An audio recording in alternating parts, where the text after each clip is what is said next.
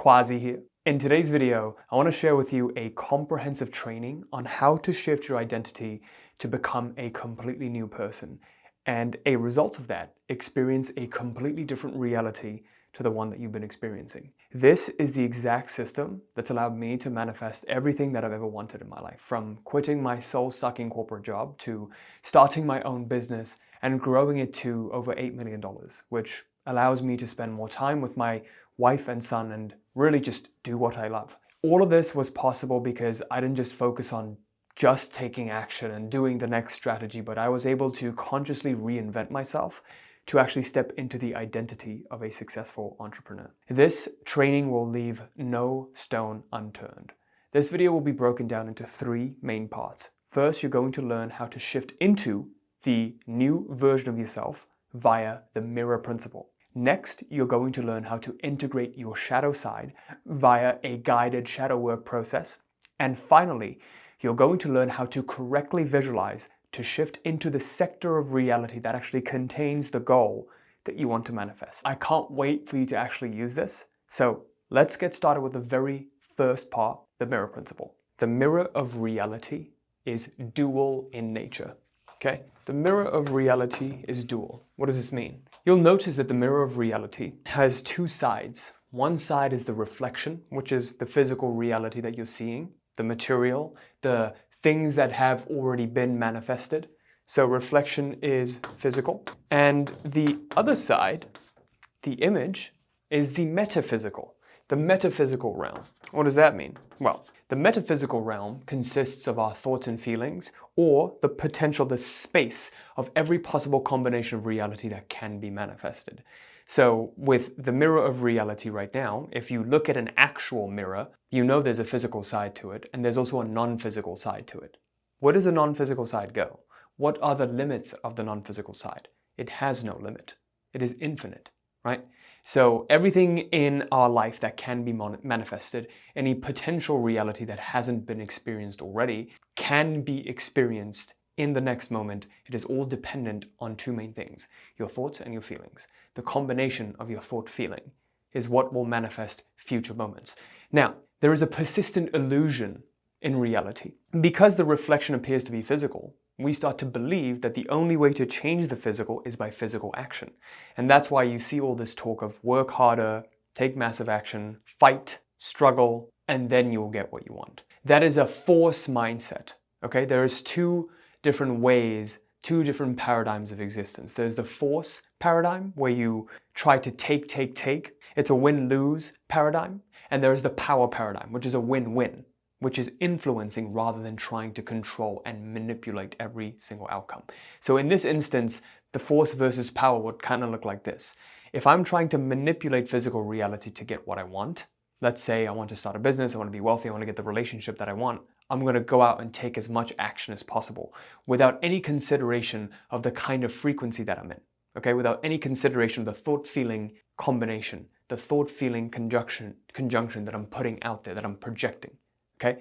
So for someone who continually takes action but they don't quite see any result, this is what's happening to you. If you see that, in your business, you keep taking action, but the more action you take, it doesn't yield any kind of result. You keep hitting this invisible ceiling in your career, in your business, in your love life, in your health. It's because subconsciously, you're projecting something that does not resonate with that. Your thought-feeling combination, aka the frequency that you're in, or the attitude that you have, is not being properly reflected because internally, you're holding yourself to the belief that I am only worthy of what I have right now. I'm only worthy of the 9-to-5 job that I have right now. Okay, let me try this different business opportunity to help me break out of this. Damn it doesn't work. I'm gonna try to manifest a relationship, and then you keep attracting a cycle of toxic partners because you believe you're only, hard to hear it, you believe that you're only capable of attracting this one particular kind of partner. You're only good enough to attract this kind of person. There is something unresolved within your psyche that keeps bringing in this same kind of energy. So if you find that you're stuck in your life right now with a similar kind of pattern that you're seeing in any area of your life, It's because that thought-feeling combination is being influenced by something deeper, something more subconscious. So the image that you're presenting to the mirror is distorted. It's not clear. Okay, and we're going to get deeper into how to shift that pattern as we go deeper and deeper into this video. But for now, I really want you to understand that reality presents a very persistent illusion that we can go out and change and shift whatever we want, and then our lives will change. But reality doesn't quite work like that, because what you are experiencing right now is a reflection of the internal attitudes, thoughts, and feelings that you have. When you change those thoughts and feelings and you radiate at a different frequency, a different sector of the parallel reality space will become materialized, will become reflected. But that can only happen not as a result of what you're doing. You're trying to distort the mirror, you try to break the mirror, you try to move the mirror to manipulate it because you want to see what you want to see. You want to control your reality. It doesn't work like that. Okay? One example I can give you is when I wanted to start my business and quit my 9-to-5 because it was soul-sucking, I was burnt out, and I just didn't want to do it. That's not something I really wanted to do for the next 40 years of my life. I made the decision that the only way I could free myself is if I had my own business, a lifestyle kind of business that would allow me this time freedom to do what I wanted, when I wanted, with whoever I wanted. And when I made that intention, I started to notice that there were a lot of these doubts and fears that were coming up. Like, what if I don't make it? Why would people pay me for coaching? You know, what are these silly videos that I'm making online? And all the people around me would also tell me this. And so it didn't help me in transitioning out from my 9-to-5. And that 9-to-5 route, I was always conditioned to believe is the safest route. It's going to give you the income that you want, and you just work hard, just suck it up for the next 40 years, and then you'll have a big retirement account, and then you'll be able to get a pension from it, and then you can live your life and do whatever you want. But for me, I was like, why would I waste my youthful years pursuing that when I can pursue something else and take risks at my young age just to, you know, to enjoy my life so I can enjoy it and have what I want. Right? So when I started to try all of these different business opportunities, I was faced with a lot of doubt, a lot of fear, and I was noticing that it wasn't working. I conceived of, you know, starting my business, my own business around 2017, 2018, but it actually took me a year to commit to starting my business. I committed to starting my business actually in 2019. Right? I was just doing so many different things before then because my subconscious mind was not fully on board. I didn't really view myself as the kind of person who is capable and worthy of starting up a business. And that's why with every single business opportunity that I tried, I always kept going back and falling back into this trap. Right? And I just didn't know what the path was. I couldn't get clear. Right? I couldn't consciously see the path forward. And I wasn't able to receive that path forward because subconsciously I was holding on to something, that belief that I was only worthy of the 9-to-5 and to be a cog in the system and just overwork and just work at this job that I hate until the day I died, or like that, until the day I retired. But when I shifted that, which is what I'm going to show you, that's when all of these opportunities started to happen and all of these synchronicities happened that allowed me to have this channel, have it to, you know, get to 800,000 subscribers and doing $2 million last year, right? Another story I can give you is one of our clients, and you're gonna like this one. His name is Lars. Lars is a chiropractor. When he joined us, he says he started a business with a business partner in July 2021 that was misaligned and ended up not working, which forced me to semi-restart in November 2022. By March 2023, we had a completely built out location. We were going full speed, but I felt like I was expending way more energy than I was getting in return with business as a whole, with the cost of also not being around my family. My partner and I have 2 young girls with the hours that I was working. I joined this program, our Reality Mastery program, last August wanting a change, and I'd been in coaching programs, immersion events, but I wanted a change. Since starting this program, I've gone from a staff of 4 to a staff of 9 high-powered performers, all seemingly fell out of the sky and aligned with me on my vision of impact. So this is kind of what happens when you remove that blockage and you start presenting a clear image to the mirror, right? Because now you're not presenting a distorted image to the mirror, you present a very clear image that becomes reflected in your physical reality. So right now, if you're not seeing what you want in your life, just ask yourself, am I presenting a clear image to the mirror? So he went from 60 to 80K a month in his revenue to wrapping up January at 200K on the nose. I'm also working about 70% of what I was working last Jan, and I have a plan set up to relieve more time to be with my young girls as they grow. And what he says, the main thing that helped him do this was vision work, consistently seeing where I want to go, emotionalizing it, and tuning into opportunities and people that are aligned in values and vision have been the things that I've doubled down on. So you can see here that this vision work signifies his commitment to presenting the right image to the mirror, right? Emotionalizing it, the thought and feeling combination, presenting this correct image, and staying with the image rather than flip-flopping between, oh no, all of these problems keep happening. Because I can assure you, it's not a smooth journey. All of these tests and challenges and all these problems will come up as you make the intention to level up.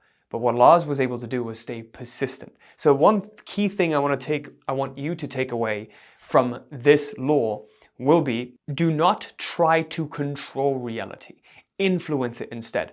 Don't try to manipulate reality by force. Don't try to move the pieces manually and forcefully. If you're not seeing what you want, ask one question. What thought feeling am I presenting to the mirror that is producing this outcome? What do I believe to be true? What are the thoughts and the feelings that I am holding on to, that I'm projecting to the mirror of reality, that is producing these outcomes that I'm seeing? Which leads very nicely into the second law of the mirror. And the second law of the mirror is that the mirror reflects your attitude towards yourself and to your reality. The mirror reflects attitude. There's three key things here. Attitude to self plus reality. Now, what do I mean by this? When I talk about your attitude to your reality, what I really mean is your paradigm, which is your worldview. AKA, how do you view your outside world? Do you view this world to be a good place or a bad place? Is this a good place for your goals to be manifested, or is this a bad place for your goals to be manifested? For example, right now you might be looking around and you're like, oh no, with this new president, all these tariffs going up, there's a lot of economic uncertainty. Well, one side of it is, oh no, now might be a terrible time to start a business or, be aggressive in my investments. Now is actually a really bad time because the markets are doing very, very badly. However, on the other side of the coin, there is another kind of person, and all of these big businesses that you look at, Uber, Apple, Microsoft, they came from these really, really dark times. They kind of came about during the recession. I could be like wrong on the exact dates, but if you do your research, you'll start to see that all of the big companies that you're seeing right now, they were actually born during really, really tough financial times, okay? And that's because someone had the courage to say, now's the time to buy the dip. So there's two types of people in this world. Those who become fearful when others are fearful, and those who become greedy when others are fearful, right? Those who are courageous, who can put on the gas and say, you know what? Everyone is fearful, now's the time to get greedy. There's a great quote by Warren Buffett, when others are fearful, become greedy. When others are greedy, become fearful. So right now, your worldview, whatever you're seeing around the world, is it affecting you? Is it pulling you into that state, or can you rise above it? Can you rise above it and ask, all this stuff is happening. There is an advantage somewhere. There is an opportunity somewhere. Where is the opportunity? There is always an opportunity. You're just asking the wrong questions. And when you ask the wrong questions, you're focusing on the wrong thing. If I keep asking myself, oh, now is such a bad time, how can I protect? Then I'm going to see more instances of where I need to protect, where I need to be scared, where I need to play defense. But if I ask myself, now is actually a very volatile time. How can I take advantage of this? Then your reticular activating system in your subconscious mind will get correctly primed to notice these opportunities. They will come to you.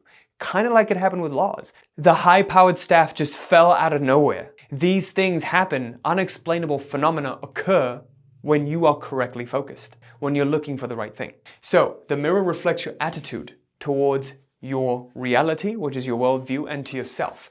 And when I talk about yourself, what I mean is your identity. So when I'm talking about your identity, what I also mean is how you view yourself in relationship to the world. For example, am I the kind of person that starts a business? Am I the kind of person that increases their income? Am I the kind of person that is capable of earning that much while doing less? And that's a big lesson I had to learn, because when I first started my business, I was very, very stuck in the paradigm of I have to do everything, I can't relinquish control. And part of it is because I was in that scarcity mind by my dad, who, he grew up in poverty, and his father was his father at one point was wealthy, but he made very bad financial decisions and then ended up broke, which then made my dad get into a very poverty mindset, a scarcity mindset, and protect money. And he worked hard. My dad, he worked hard all his life, made money, and he's doing really great, but then he still has this scarcity mindset around worrying about things, worrying about money. And then he'll call me and be like, "Did you buy Bitcoin? How many Bitcoins do you have? You should sell all of them." I'm like, I didn't sell them during like the worst times. You told me initially to never buy that stuff because it's gambling, and now you're telling me to sell them. So, it doesn't make sense, right? So anyway, I get beside the point. But it's your identity is like how you view yourself in relationship to your world. Are you the kind of person who is capable of doing the thing that you want, of achieving the goal that you want? But the real question is, do you see yourself as the kind of person who's capable of effortlessly achieving the goal? So going back to my story of last year, me making 2 million and working less than 4 hours a week in the business. By the way, when I say working 4 hours in the business, I'm talking about actual stuff that I have to do in the business, like meetings, like client work, etc. But there's stuff that I do on the business, projects that I do on the business that excite me, that motivate me, that are more forward focused. I'm not counting those. When I say in the business, it's like stuff that I have to do, otherwise things will fall apart. So the way that I got to that point, because it wasn't like that. I was working like 11 hours a day, 6 days a week when I started for the first 3 years. And when I hired my first employee, I was very, very scared because I was relinquishing a lot of control. And this was a salesperson, and I delegated all of my sales work that I was doing myself, like the consultation calls we would do with our prospective clients for our programs. I was doing them all to myself. And then as soon as I delegated, I was so scared. And I was micromanaging it to the point because I didn't truly believe I was worthy of making this money with having so much free time, because all of a sudden I got freed up of so much time because I wasn't doing these prospective client calls. And so I was speaking to, I was micromanaging it, this employee that I had, poor guy, to death. And, until one day he just started crying. Like he was like, I can't do this. And then I had to really learn this hard lesson of, hey, whoa, you're getting out of control. You're becoming too hyper obsessed and focused on tiny little things instead of letting your team member make mistakes and having that empathy, right? Because I was scared. I was acting out of this fear of losing everything that I've ever worked on. So that importance was very, very high. I'd worked on this. This was my baby. I worked on this since 2019. And I finally got to a point where it is beyond my wildest dreams. I wouldn't want to do anything to sacrifice it. And so I was in that scarcity mindset, and I didn't believe I was worthy of it, and so I lost a really good employee. I didn't train him well enough, which made me go back to square one, taking the calls again on my own, right? Which I also didn't want to do at that point because I'd realized that taste of freedom. So I had to change how I viewed myself. And as soon as I did, the future employees that I hired, they lasted the longest out of every single other employees that I hired. The team members that we have, the salespeople that we have. And I was able to relinquish control and not be so needy and dependent on them doing everything perfectly because I allowed myself to have this team. And I remember exactly a year ago, I went to Hormozi's like workshop thing, and I told the team like, hey, I'm going out of town for 3-4 days. You guys are on your own. I'm trusting you guys to manage everything. And they said, got it. No problem. And literally that week, we had a record week. We did like 60 or 70K in a week. And I was like, holy crap. I wasn't even there. I let go of control and all of these good things happened. So when you let go of control, typically really great things will happen in your life. But when I get back to this point of the mirror reflecting your attitude towards yourself and your identity, that's what I want you to take away, is asking yourself 2 important questions. What is my worldview right now? How do I view the world around me? Is this a conducive place for my goals to be effortlessly manifested? Is the world right now a conducive place for my goals to be effortlessly manifested? And am I the kind of person who effortlessly achieves the goals that I set out for myself? And one of the first questions I had to ask myself when I wanted to make $100,000 a month was, who did I have to be? What kind of Quazi did I have to be to effortlessly make 100K a month? And then shifting into that version. And then in January 2020, I started my business in Jan 2019. Jan 2020, I had my first $100,000 month. And that year was a $1.3 million year. And then every year after that, we did 1.1 to 1.4. And then last year we did 2 million. So here's the key I want you to take away. Inventory of your thoughts at all times. And how you do this is by centering your attention. When you feel like you get lost in a train of thought that is negative, you're spiraling, right? It happens in our lives. You see the news, you see what's happening around you, and you spiral. And you start comparing yourself to other people, your peers who are doing so much better than you, and they're working less and they're, seemingly enjoying their lives. You see all this stuff on Instagram and you start to actually believe it. You know how innocent the mind is. It starts to believe everything it sees. And so you start thinking, why not me? Why doesn't it happen to me? You're coming from a place of victimhood. You're coming from a place of, I don't already have, aka that scarcity mindset. So the couple of questions you got to ask yourself: how do you view the world? How do you view yourself? And how would you like to view the world and yourself? What do you have to believe about the world and about yourself? So what I want you to do right now is get a piece of paper and just write down one worldview. The world is a place where I can achieve the goal of this. Because this. I can achieve my goals in this world today because, state 3 reasons. I am good enough to effortlessly achieve this goal because, state 3 reasons. So for example, if you were someone who was hell-bent on improving your business and making more revenue and income, you would say, now is a great time to grow my business. 2025 is a great year to grow my business because, number 1, even though economically things aren't good, there's always an opportunity. Number 2, whatever reason, I can find this unique space and take advantage of this unique opportunity. Like, you'll see the marketing message for most people will change, most people in the information marketing or e-commerce, it will address the economy in some way. It will take advantage of what's going on, of current events. So again, that's you taking advantage of what's going on right now. And number 2, on the self-view or the identity side, I am good enough to achieve this goal effortlessly because I have this and I have this and I study this and I'm very, very focused on this, right? So go ahead and state those reasons down. And now let's get to law number 3, strengthening that image. And this is going to be very, very crucial for you. Okay, now before I get to that, I wanted to invite you to join our exclusive email list. All you need to do is go to realitycreator.com/list. I can share stuff that I can't really share anywhere else on the channel because of YouTube's platform limitations. That will be my personal email list where I send 3 to 4 emails every single week with thoughts that I have, personal stories and things that I'm going through and lessons that I've learned. And all you need to do is just go to realitycreator.com/list to access that. And just upon joining, as a bonus, you're going to get the 5-video identity shifting bootcamp series that literally prospective clients have used who aren't even part of our paid programs and have gotten amazing results with. Okay, so all you need to go to is realitycreator.com/list.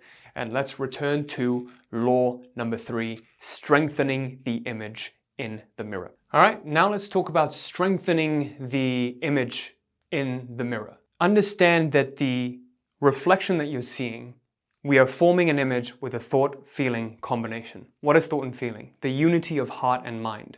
We make an imprint in the fabric of reality or the reflection by having a coherence in heart and mind. And that's why there is so much ancient knowledge that goes around synchronizing, harmonizing your heart and mind. And modern science is even talking about synchronizing the 2 hemispheres of the brain, the left and right hemispheres.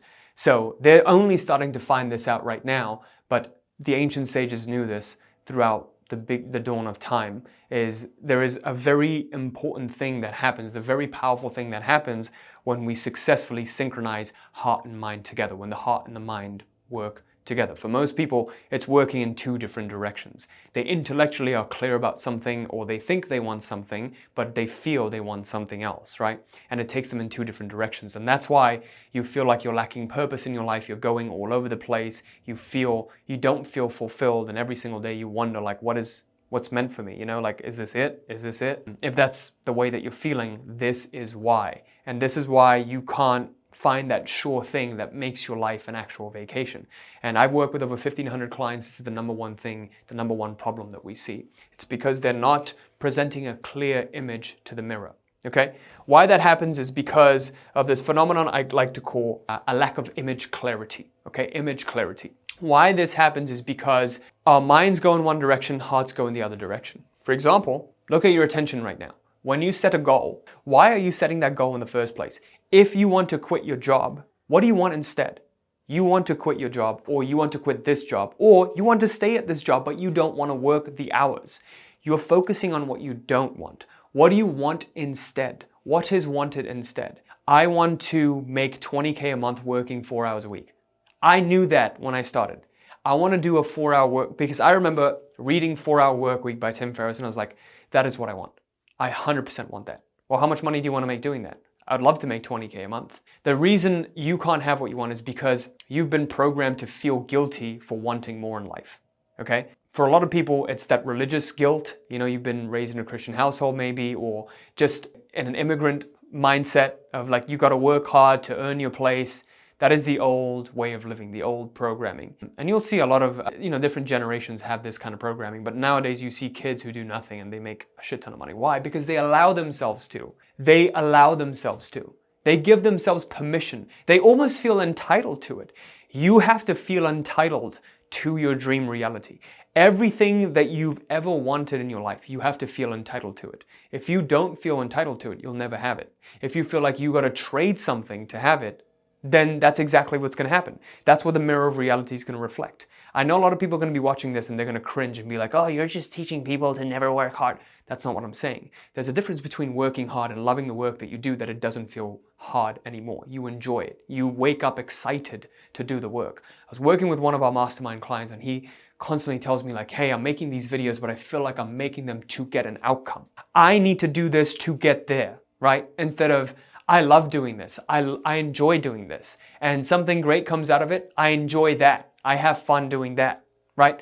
So there's a difference between doing the thing and loving the thing, getting the outcome and loving the outcome, versus I need to get an outcome to get away from this. So for most people who want to start a business and quit their jobs, they're like, I got to get away from this job. Oh, I hate this job. The more you keep focusing on what you hate, the more of what you hate you will get. Simple. That's how the mirror of reality works. It doesn't discriminate. It reflects the purified content of your thoughts, not the context of your thoughts. It doesn't care about what you hate and what you love. It looks at the content of what you hate and what you love. You hate your job? Here you go. More job, more responsibilities, more work. You love money, you love growing, you love becoming better. Here you go. More great things happen to you. More, you become more and more lucky and more things fall into your lap. Have you ever noticed those people like who are super optimists and all of a sudden, for some reason, just like great things keep happening to them.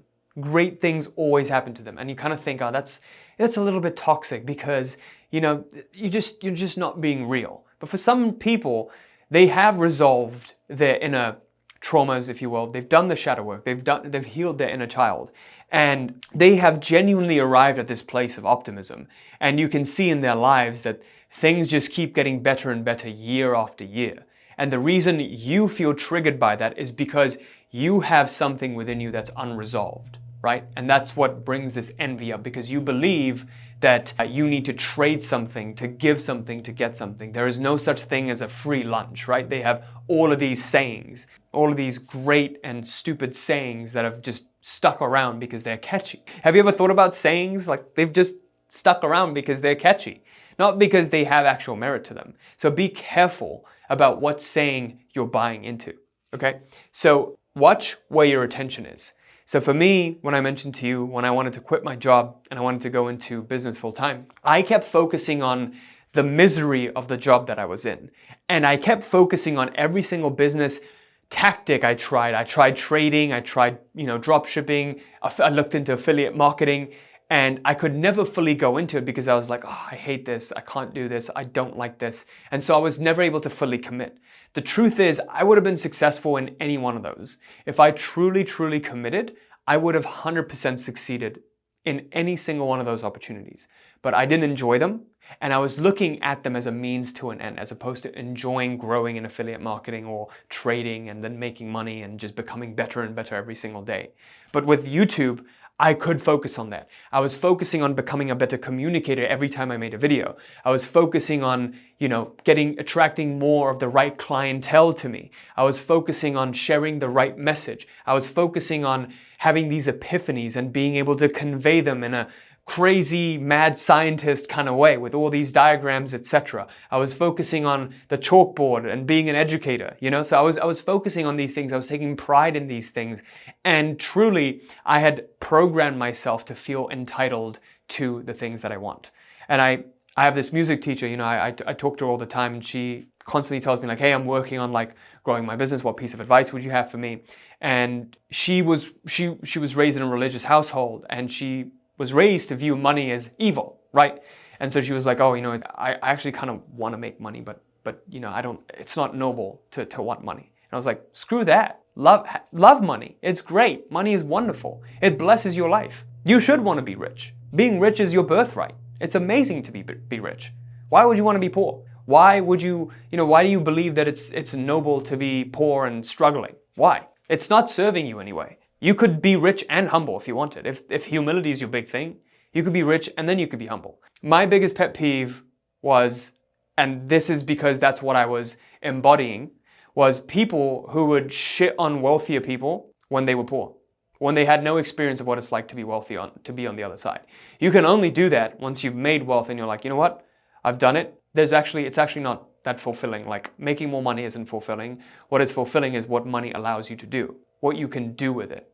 And what's fulfilling is when your money doesn't own you, you actually own it.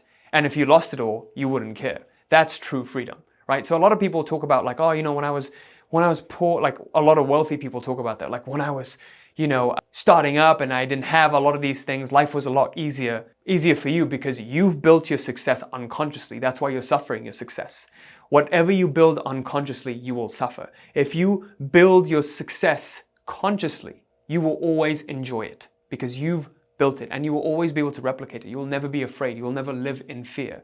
For those who build their success unconsciously, they're always fearing it's lost the next day. True story. Look at all the people who are wealthy and they're clutching onto their money. It's because they're afraid of losing it. What way is that to live? You've made money, enjoy it. There's a great book I read recently by, I can't remember the name of the author, Bill Perkins. It's called Die with Zero. And the premise is you make money and then the goal of your life is to die with zero. The most efficient way. And that's obviously after you've allocated money to your kids, to your family, to charities that you love.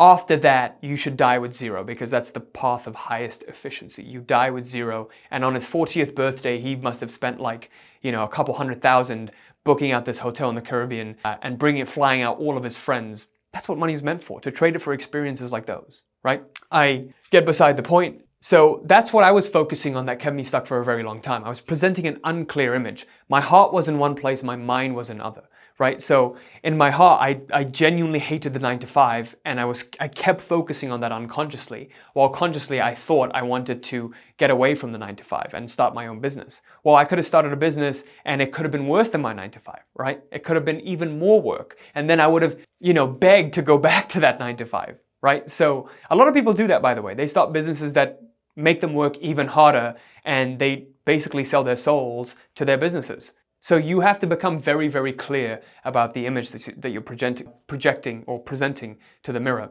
Presenting. You have to be very clear about the image you're presenting to the mirror, because that's what the purified content of it will be reflected. Now, what's the biggest blocker that you'll find prevents you from presenting a clear image to the mirror? And that is subconsciously embodied blocks. So you might find that from time to time, you feel these pangs of anxiety coming up within your body, and you don't know why they happen. And it used to happen to me a lot when I started off. And I was like, nothing bad has happened. I just feel depressed for no reason. Like, why? There's definitely something, but it's not conscious. It's not conscious. It's completely subconscious. And that is your past karma or things that you've collected in your past, either past lives or in this present life, but in the past, that is coming up, arising within your consciousness that wants to be dealt with. But what we do is binge eat, look at social media, consume something, an addictive behavior, vape, toke, whatever it is you consume, right? You do that and it takes you away from that. It makes you escape. you unconsciously escape, you suppress those feelings, and then they get pent up even deeper within your psyche until one day you have an outburst and you don't know why that happened. And that's where this letting go process comes in. Learning to let whatever is be and staying with the tension of that feeling. If for some reason you feel anxious, instead of running away from the anxiety, stay with that feeling of anxiety and locate where it happens within the body. Where is it occurring within your body? Stay with that feeling. Do not run away from it. Because what will happen is the more you stay with it, it becomes sublimated. It becomes like a pressure cooker. The pressure of it becomes relieved. There's a great book on this, David R. Hawkins, Letting Go. Read that book if you haven't. It's going to completely change your life. It's changed my life. I've read it like maybe 4 times. The essence of it is there are different mechanisms, different ways in which we deal with our feelings. The lowest way is repression. We're not even aware of it. When it rises up, it's suppressed. We suppress something. And when we suppress it, it eventually becomes repressed. But when it's rising up, you'll start to notice it consciously that you're suppressing it. It feels tense. You want to run away from it. A level above that is expressing. You act out. It's coming up so much now, it's making you act out. And the highest level is surrender or letting it go, aka letting it be, full acceptance of what is without trying to change it. And sometimes this process takes a very, very long time, but in the light of your awareness, the darkness gets dissolved, okay? This is also a form of shadow work. If you're familiar with Carl Jung and shadow work and inner child healing, that's, the main mechanism is this letting go process. So that's for another video. I won't get into that today, but this does bring me very, very nicely into the 4th law of the mirror, the delay principle. So right now I'm going to, okay, we got time. So right now I'm going to draw a diagram, a graph, if you will. On the x-axis, we have time, t, and on the y-axis, we have results, r. I'm going to use 2 different colors to demonstrate this. You have this half a cycle of a sinusoid, and you have this half a cycle of a sinusoid. Now, what the white graph represents is your inner world I. And the peak of your inner world happens at this time, t peak, okay? I know this seems like a high school science lesson, but I promise you this is simpler than it seems. And this is also t peak of this blue graph, which is your external world, the reflection of the mirror. This is reflection, and this is the image I. Is that what I said? I'm sure that's what I said. Okay, so let me explain to you how this works. The mirror of reality operates with a delay. The mirror of reality reflects the image that you presented to it with a delay. Pay very close attention to this. What does this mean? My thoughts and feelings that I'm presenting to the mirror are reflected with a slight delay. The delay is dependent on the subjective complexity or the perceived complexity of my goal. So delay is proportional to perceived complexity of goal. What do I mean by this? If you are at a job, a 9-to-5 job, a full-time corporate job, you hate it, you're working 60 hours a week and more, you want to transition out, you've figured that starting your own business is the way to go, that is more complex than you finding a different job with less hours. 2 goals here. You could do 2 things. You find a different job where you work part-time, or you start your own business. Starting your own business to replace your income is a little more complex, perceived complexity-wise, because it's a whole new skill set that you haven't quite acquired yet. Whereas just getting a new job with less hours, maybe slightly lower pay, is easier, right? Perceived complexity of the latter goal is lower. Therefore, the delay is lower, okay?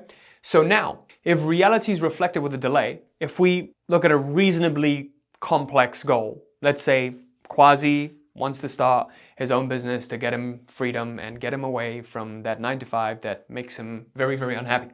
The blue is the reflection, the physical manifestation of my goal. The white is the image that I'm presenting to the mirror. You begin, your results are 0. So, you begin feeling kind of down, feeling low. And then over time, you start to feel very, very good. You start to present the right image to the mirror. You're manifesting, you're doing well. And at TP, you get to the peak of your internal state. Now, what happens is at T peak, reality is actually at its lowest point because there's a delay. And then when I look at this, I become frustrated because I'm looking at my results and I'm like, oh, there is no result. Nothing's happening. And so I start to feel down. I start to feel down for a very long time. But what happens is, when you feel the lowest of lows, your reality is at the peakest of peaks. You'll start to notice that when you're starting to feel low, all of a sudden, things start to work out. You're like, whoa, it's like God gave me these blessings. The reason why that happens is because your past good attitude is being reflected now. It's showing up now. It just had to take some time. And for the longest time, I believed that if I were a victim and I complained to God, He would give me everything that I wanted. True story. I believed that if I threw my arms up and started crying to God, like, why not me? Why not me? Why not me? I would get everything that I wanted.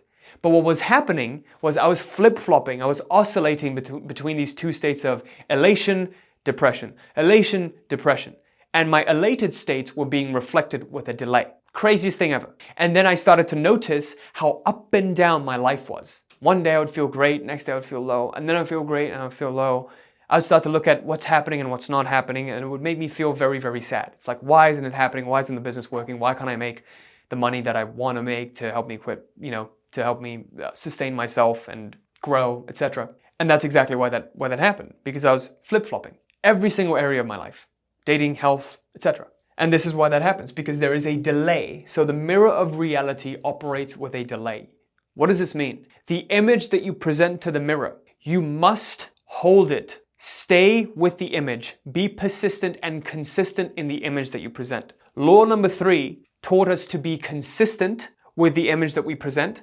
Law number 4 teaches us to be persistent with the image that we present to the mirror. Law number 5 is going to change everything, because law number 5 is the cycle through which the mirror of reality operates. So let's get to that right now. All right, ladies and gentlemen, you are here for the mirror cycle, the final law of the mirror. And once you understand this, it's over. It's done. Everything's going to be very, very simple. So please pay close attention to this final law. Here is the mirror cycle. We now know the 4 main laws of the mirror. The final law actually puts everything into perspective on how things operate. So how the cycle of the mirror works is there's 2 types of people who implement this. The cycle works through image, reflection, and our personal observation. Pretty simple, right? Hold on. When I make an observation, I'm observing my current reality as it is. I'm observing what I'm seeing right now.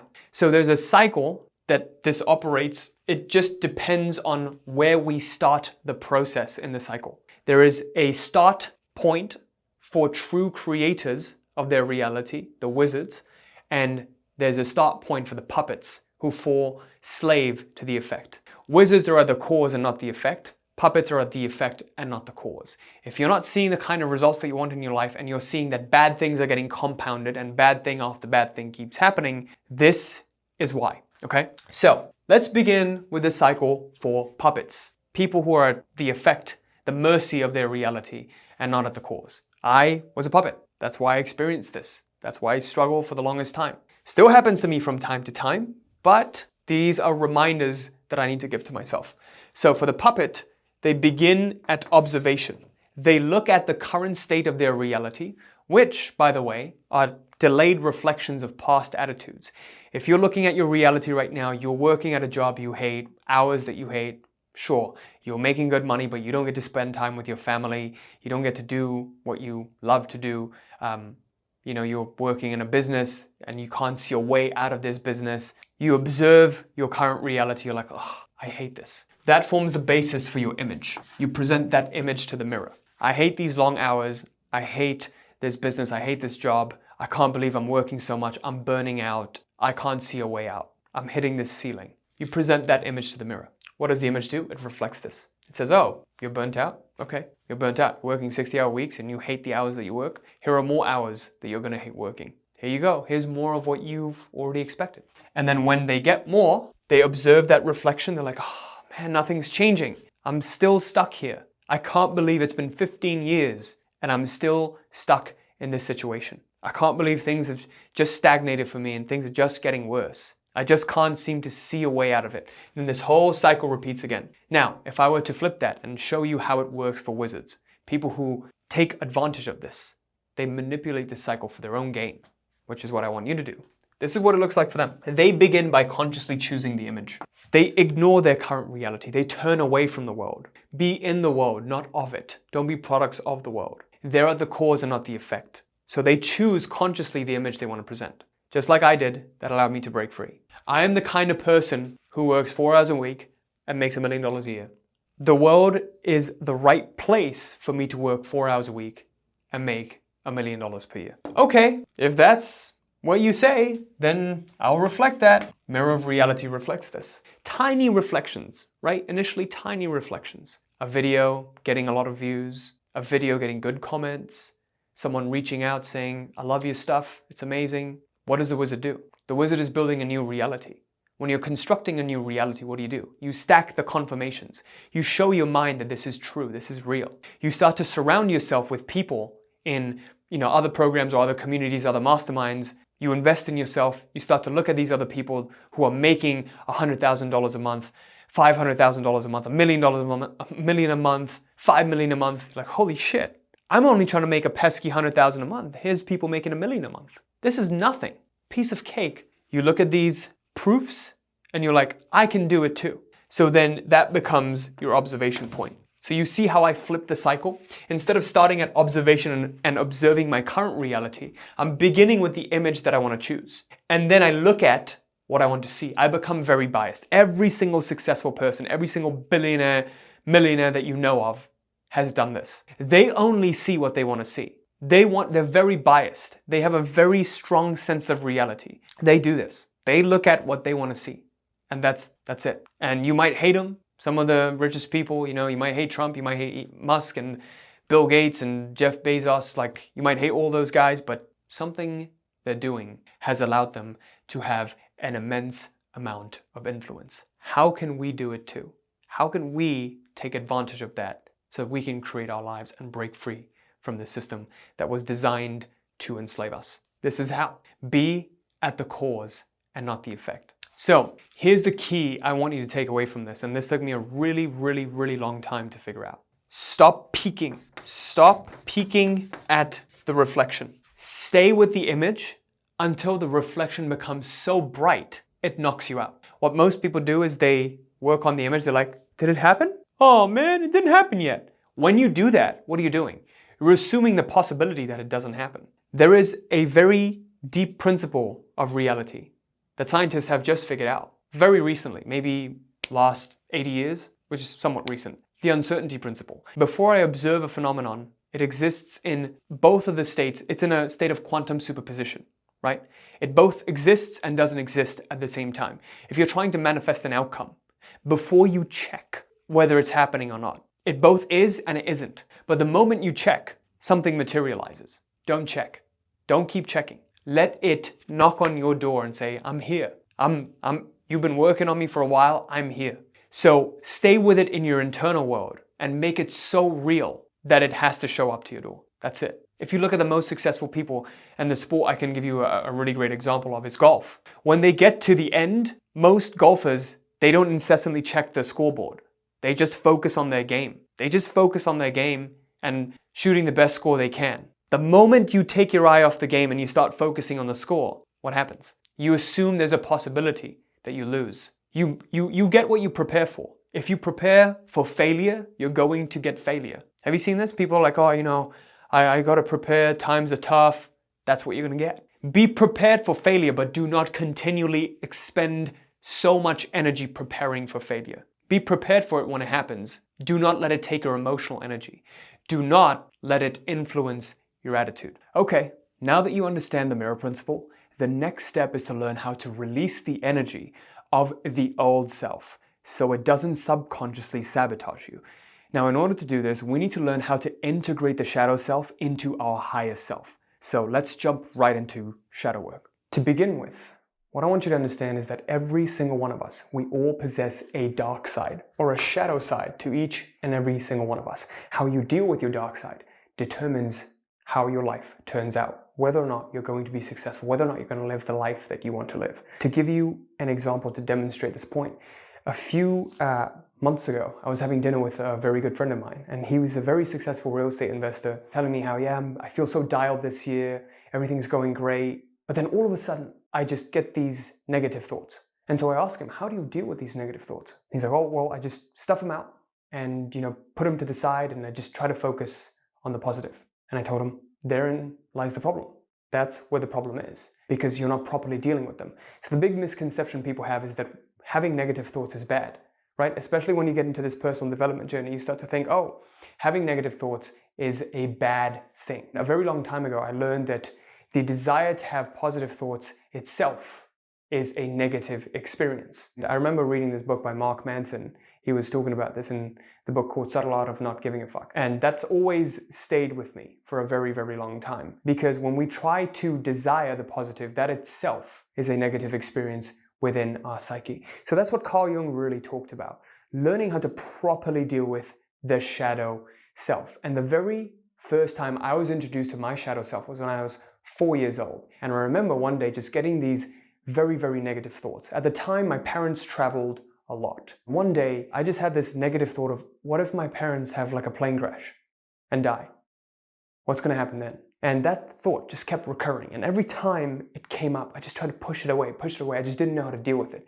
And throughout my whole life, up until the point that I really learned the yogic sciences and the law of karma, I was always haunted by these frequent pangs of negative thoughts that I didn't know how to deal with, that I stuffed them to the side, and they always kind of showed up and crept up in my life in different ways. The mere tiny ones actually manifested into physical existence, and they really stopped me from experiencing the life that I wanted to fully experience until the time that I was around 19 years old when I started to learn about the yogic sciences. So for those of you who have dealt with your negativity and you see that negative thoughts are the bane of your existence, you don't have any control over it, and you are controlled by this dark force holding you at your heels. Once you understand the law of karma, everything's going to change for you. Within the karmic laws, there's basically 4 main laws. Okay, there's 4 main types of karma. The first type of karma that the yogis believed is what's known as the Sanchita karma. If you believe this, that we have multiple separate lifetimes. Sanchita karma then is the karma that we've accumulated across all lifetimes. It's like the total storehouse, the total factory of karma that we've accumulated. Now, the word karma literally translates to action, whether this be mental action in accepting or resisting thoughts and feelings, or in physical action. You might think your mental actions have no consequence, but they do. If you're watching this channel and you're into the law of attraction and creating a reality, you know that your internal thoughts and feelings, they influence your reality, even though it may not be direct. So Sanchita karma is the karma, the action that has been accumulated throughout all of our lifetimes. The next below that is what's known as the Prarabdha karma. The Prarabdha is the allotment of karma that gets triggered and activated for this lifetime, because we can't handle all of our Sanchita in one lifetime. So only a certain amount gets allotted. And when you run out, if you're spiritually well developed enough and you have proper sadhana, proper practice, and you've worked out a lot of your karma, then you can activate more and more until you work out all of the karma of all of your lifetimes in one lifetime. But that requires a very high degree, advanced level of spiritual awareness, of spiritual growth, okay? But it's not entirely impossible. And a lot of yogis, that's what their journey is throughout this lifetime, is to undo all of their karma so they can no longer be reborn into this same cycle of samsara or suffering. Prarabdha is the current allotment of karma that we have that gets activated, that we can handle in this lifetime. Later on, I'm going to give you a story that demonstrates this point. So I want you to pay close attention to this, because once you understand that story, you'll no longer be held back by this dark side, but you can use it to actually create favorable circumstances in your life. The third type of karma is what's known as the Agami karma. The Agami karma are the actions that we take today, the karma that we have today that gets stored up for the future, for our future lifetimes. It goes straight into Sanchita. So this is more of a long-term consequences of our current actions. And the final type of karma is what's known as the Kriya Mana karma. What the Kriya Mana karma is the short-term karma. So the actions that we take today that immediately produces a consequence in this current lifetime. For example, if I were to drop this piece of chalk, the consequence is that this chalk breaks into multiple pieces in this lifetime, and I can see that consequence. That's Kriya Mana karma. However, the long-term consequence could be that in a future lifetime, this piece of broken chalk, it causes ripples in the atmosphere and it creates a tornado because of the disturbance of this chalk breaking. I don't know, it's a highly unlikely scenario, but it's not impossible. So that's the difference between Kriya Mana and Agami. Agami is something that affects you in the very, very future, more of a future lifetime, and gets stored in the Sanchita because there's not enough space to be handled here. And Kriya Mana is something that you're going to experience in this current lifetime. So the Kriya Mana is more of a cause and effect kind of chain in the short term. Let's listen to this story to fully understand this. Let's say we have someone by the name of Jane, a lady by the name of Jane who becomes a medical doctor. She has a legacy in Harvard Medical School because her dad went to Harvard Medical. Her spirit takes on the womb of that particular family because of her Sanchita karma, and she has a deep desire to care for people and heal them. That's her Sanchita. That's why she's born into a family of doctors. In that instance, what Parabdha would look like would be that Jane becomes a surgeon and not a medical doctor or a nurse. Because of certain things within her own Sanchita, the allotment of karma that gets activated is being a surgeon because she can more effectively, let's say, heal people or actually directly cause a healing in someone. Agami karma would be the actions that she takes today. Let's say she does something that's unethical, that affects her future lifetime. She gets born as someone who's a criminal. Kriya Mana in this instance would be the actions that she takes today. Let's say she has neglected her health because she's been working so hard at being a great surgeon. She's suffering physical ailments and her family won't talk to her anymore. She's completely estranged because she's dove deep into her work. That will be an example of a short-term Kriya Mana karma. So I hope this makes sense. The real question now is in understanding what this really means. Why do we accumulate a certain kind of karma and not another kind of karma? What does this mean for our shadow side? Well, going back to the previous example of looking at these negative thoughts and how we deal with them. How we deal with them determines the kind of karma that gets stored up. When we deal with our negative thoughts by resisting them, it creates more of a negative karma. Of karma, there are basically three main types that we can pinpoint. There is what's known as positive karma, or desirable things that happen in your life that you would like to experience. There is negative karma, undesirable things as a result of your actions. And there is what's known as no karma, which is dissolving karma. In reality, there is only karma and no karma. Positive and negative are our interpretations of karma. If I like something to happen in my life, I say positive karma. If I don't like something to happen in my life, then I say that's negative karma. The charge of karma is solely determined by me. But yogis don't see it that way. Yogis see it as karma and no karma. Their whole goal is to transcend all karma. So they don't care if they're born into a positive life where good things happen, they become really rich. They don't care about any of that. They want to get rid of this cycle of life altogether, and they want to completely annihilate themselves. That is the sole goal of the yogi. You may not want that. You might want a positive experience, and this is how that works. In order to create the desired karma, the karma that we like, we have to know how to deal with our shadow side. And most people, when they have negative thoughts, negative feelings, a side of them that they don't like, what do they immediately do? How we deal with our feelings. There's a great book on this.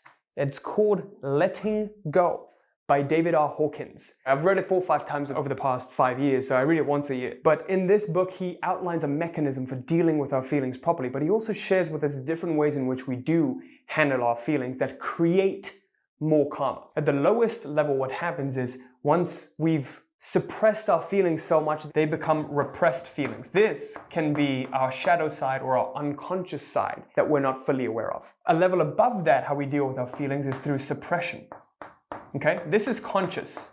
We consciously choose not to deal with something until they become repressed. And when they become repressed, they start to act out in ways and influence our lives in ways that we just can't explain. Oh, I don't know why I just can't speak in front of a huge crowd. I don't know why I have social anxiety. I don't know why I eat this way and I eat junk food all the time. I don't know why I keep participating in the same destructive behaviors. There's a side to me that keeps pulling me back into those. What is that side? That is the shadow side that has not been addressed, that has not been dealt with. And that's why that unconscious side of you deals and controls your life. Until you make the unconscious conscious, you will always control your life. You will always call it fate. So a level above suppression is expression. When our shadow side perhaps finds healthy or unhealthy expression, even this is limited. Think about it this way. If you're angry and you immediately express your anger, you punch something, you break something, you slap someone, there is a consequence. There is a kriyamana consequence. You're building karma. There's also an agami karma consequence of you doing that. So you're still building karma when you do that. And most of the time, it's undesired karma, karma that you don't want, if it's coming from a negative place like anger. But a part of it does get dealt with and processed. But the most powerful method to deal with karma, the karma that actually makes us emptier, gets us to dissolving most of our karma, the most powerful way to deal with that is the method that David R. Hawkins outlines in this book. It's called the surrender method. So the 4 ways in which we can deal with our feelings are through repression, suppression, expression. And the highest level is through surrendering to them. Now, you might not like the word surrender, it might make you feel weak. That's something I suggest you deal with. But surrender to God, surrender to the highest power is a very empowering thing if you ask me personally. And that's really how I see it. But there's a 3-step method to surrendering that David R. Hawkins talks about that is going to help you deal with your shadow self. And once I started to use this, my negative thoughts had no power over me. My life completely transformed once I religiously started to use this.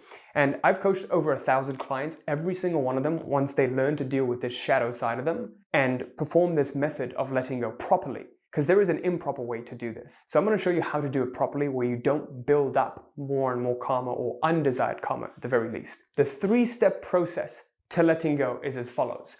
Whenever you have a thought or a feeling come up, accept it fully and let it be. Do not try to let it go. Because when you try to let it go, you're actually trying to push it. Pushing is resistance. Newton's 3rd law, whatever you push will push back on you. Let it be.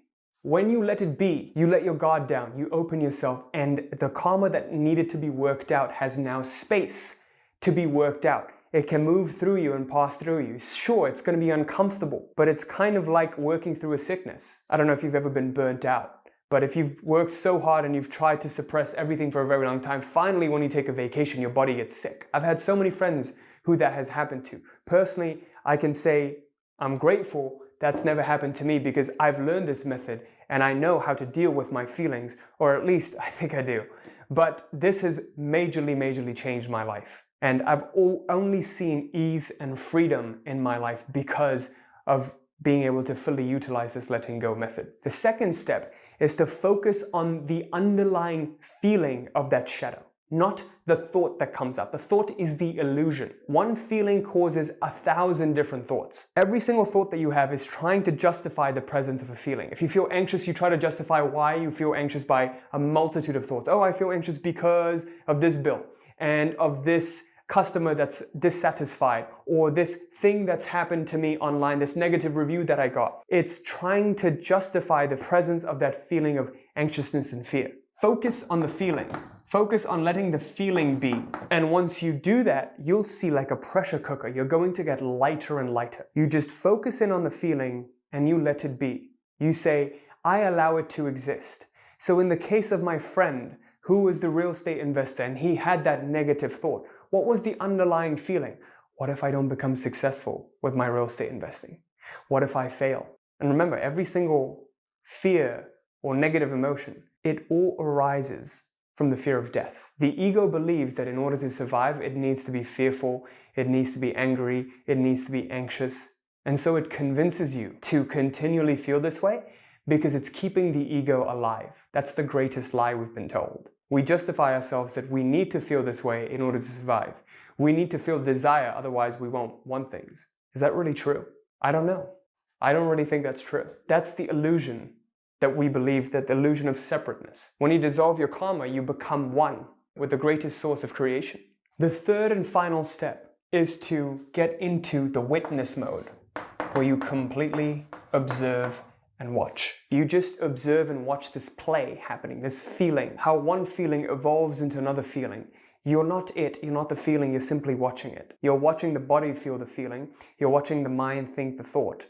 You're merely the silent witness behind it all. And you'll know that you've surrendered something when your general attitude towards it is, it's okay if it happens, it's okay if it doesn't. When you get into that state of equanimity, more likely than not, the thing that you've wanted to happen does happen. Because now all of your attachment, you've no longer put it on a pedestal. You're okay either way. You're full internally either way. You're no longer in scarcity. That's the power of letting go. As you do this continually, this is, by the way, a completely dynamic process. You could be sitting at work and you're feeling something that's making you anxious. Perform this 3-step method. Let it be. Whatever's happening, let it be. Oh, a negative thought comes up? That's okay. It's just a thought. If I have a thought that my parents might die in a plane crash, it's a terrible thought. Let it be. I can't do anything about it. The more I fight it, the more I'm creating that karma, that undesired karma. The more I'm creating resistance. And even now and then, I still have these thoughts, but the thoughts don't run my life. When I go on a plane, I might have the thought that this plane might crash, I might die. But, that's the shadow side. It too is allowed to exist. It's simply a thought. I don't know where it comes from. Maybe it comes from the accumulation of sanchita from my previous lifetimes. I don't know. I don't care. Let it be. It exists. It is not me. I can choose to identify with it. Freedom comes when you have the choice to identify with whatever thought you want to identify with in order to experience whatever you want to experience in your life. But if you're unconsciously identified with your thoughts and feelings, that's slavery. You are enslaved to your thoughts and feelings. Every single day you wake up, oh, today I want to do this. Today I want to do that. Yes, I feel like doing, I don't feel like doing that. You're a slave to your feelings. That's not freedom. Unfortunately, that's what people think freedom is. True freedom is having the ability to do what's necessary in this moment, joyfully. I can do anything right now, even if you put me through hell.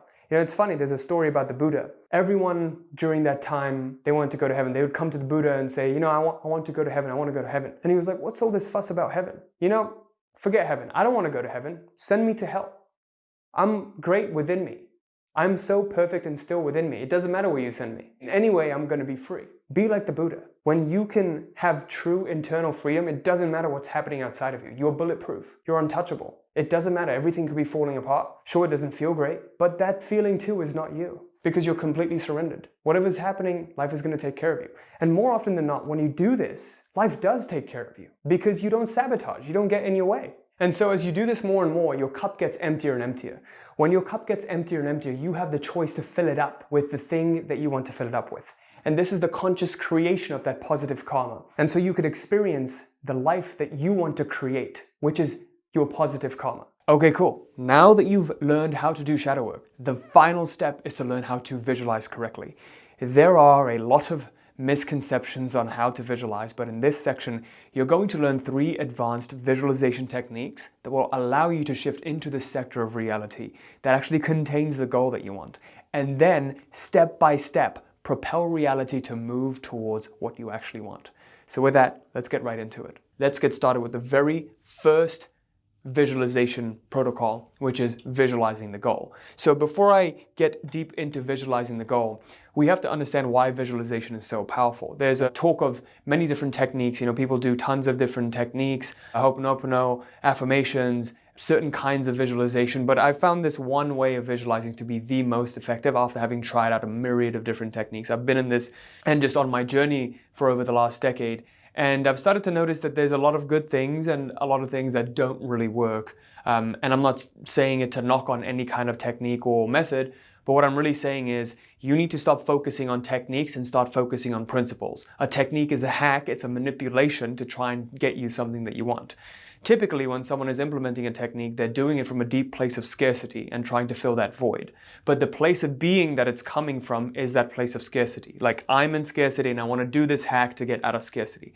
That doesn't work. You have to truly embody those qualities first. So why visualization has been the most effective for me personally and our clients is because if you look at the sense organs, the sense perceptions, 80% of our sense perception is what? Sight. When someone loses their sight, every single other sense gets heightened, okay? So we have, our sight is so important. What we see, the vision is so important. One of our clients, Lars, actually used this and he scaled his chiropractic business from, barely doing 7 figures to doing over 200K a month and having a record month within 6 short months of working with us. Why was he able to do this? Vision work. He attributes it all to vision work. What vision work does is it allows you to do 2 things. It allows you to shift to a different lifeline than the one you were at. In my instance, going from that lifeline of where I was destined to a corporate job and retiring at 65 in a job that I hated, to the lifeline of where I actually have a successful business that gives me time and money freedom. I can travel the world, I can hang out with my family, I can hang out with my wife and my kid, and basically, not be stressed all the time. So that is the big difference. So the second part to this is movement along the lifeline. Okay, so speeding up movement along this lifeline. It's one thing to shift to a different lifeline, and it's another thing to speed up the movement along this lifeline. So those are the two things you're going to get and you're going to learn how to do. The second part to this is understanding that core principle of why visualization works, or why any technique works. If you look at affirmation, if you look at meditation, if you look at any kind of goal manifestation technique, visualization too falls under this bucket. The key principle that makes all of these techniques work is what? Just think about it. It's the unity in heart and mind. It's the coherence in your left and right hemispheres of your brain. It's the bringing together of the logical and the creative part of you. It's the coming together of the yin and the yang. It is the coming together of the scientist and the artist, right? So the key thing we're looking for is unity of heart and mind. Why is that so important? Because the heart is like the source of power, but it's unbridled, uncontrolled source of power. The mind is like the valleys that direct that power. So if I move 1,000,000 inches in 1,000,000 different directions, I'm not going to make any progress. If I move 1,000,000 inches in one direction, I'm going to make 1,000,000-fold progress than in the former instance, right? So that's where the mind comes in. The mind gives it direction. The heart actually provides the source of fuel. So I also liken it to valley and the water, the river, right? The heart is the river, the mind is the valley, and it directs it to the particular goal that you would like to manifest. So, in understanding that we need unity of heart and mind, the question becomes, how do we activate that? Well, in thought and feeling. When you direct your thought to a particular image that you'd like to manifest, and you feel those associated feelings that you would feel once it has become manifest. Okay? So now that we understand these two prerequisites, let's get to the three tactics, the three methods of visualization. And I promise you, if you diligently apply this, your life won't be the same. So the very first part of this, the most important part of this, is visualizing the goal, okay? So you want to visualize the goal. What does that mean? Well, the problem with visualizing is many people have many different ideas of what visualizing is, what you should visualize. Some people say, oh, you should only visualize the final thing, or you should only visualize how you're performing as you're doing it. Like sports psychologists talk about this. You should visualize as you're taking the shot and doing, it's more scientific, it's more research proven. But what's the right way to visualize? The right way is a combination of all of those ways. Okay, so the right answer always lies in the combination of different ideologies. So now, in understanding that, what's the biggest problem with this? Well, the biggest problem with this, the reason why people never achieve results with visualization or any other kind of technique is 50% or more of the time, we are focused on our current circumstances. Okay, so you're focused on what's going wrong in your reality, what's not going right.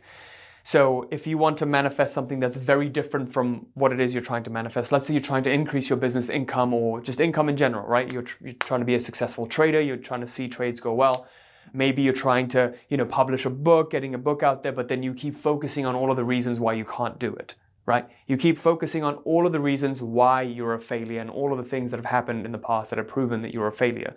And you keep looking at that evidence more and more. Right? If you want to increase your income, now you keep checking your bank account. The moment you check, it's like Medusa, you turn to stone. The moment you peek and look at the reflection, what is currently, you're getting further and further away from what is wanted, right? So our external current circumstances are a distraction for what we want to create in the next moment. Please, I want you to remember that. The more you keep looking at your current circumstances, waiting for the goal to materialize, subconsciously, you're only establishing the lack thereof. You're only establishing the lack. You're basically saying, oh, why hasn't it happened? Why hasn't it happened yet? I keep doing the right things. Why am I not making progress? Shit, it's not working. So you keep establishing to reality that it's not working. In that manner, most of the time, we are very realistic. But if you look at the most successful people in the world, they're what? They have this reality distortion field. Their vision is so strong. for what they want to create, they don't care about what's going on right now. They only care about what they want to move towards. Some of the greatest minds that have ever existed, like Steve Jobs, right? He had this grand vision for what he wanted to make Apple. So that's one thing you have to keep in mind, is how much time, is it 50% or more of the time, am I focusing on my current state of things, or am I focusing on what is desired and what is wanted? All you need to do is 51% or more of the time focused on your desired reality, forward movement will happen. That's it. That's something very important to remember, because this is the biggest problem. We keep focusing on what we don't want. That's why you keep moving 2 steps forward and 2 steps back. Okay?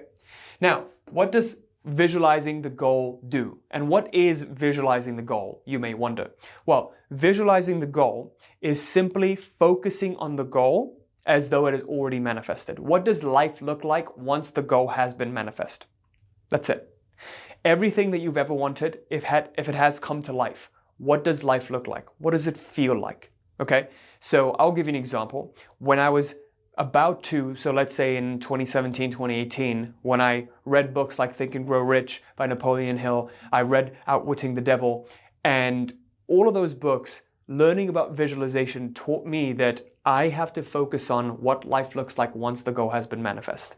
So when I was in college and I was destined to the lifeline of working a corporate job and then retiring only to then being able to enjoy my life, that's when my life begins at 65, when I can do what I want. I visualized every single night waking up in a mansion in LA next to the woman of my dreams with everything that I've ever wanted, and I have a red Ferrari and I drive off into town, right? That's what I visualized every single night. That is me visualizing the goal. That's me. If I've had everything that I've ever wanted, what does a day in that life look like? So I visualized a day in that life. I would wake up next to the partner of my dreams. I would go down my spiral staircase and I would have these big double doors, and then I would look to my right and, there's my car, but I forgot the keys to my car. And then my wife or girlfriend at the time, my partner throws me the keys and I drive off into town, right? That's what I visualized every single night until I actually became wealthy. So that's what visualizing the goal is. You're visualizing the final destination after you've achieved everything. And again, a lot of people think, oh, okay, but I don't know how I'm going to get there. It's totally fine.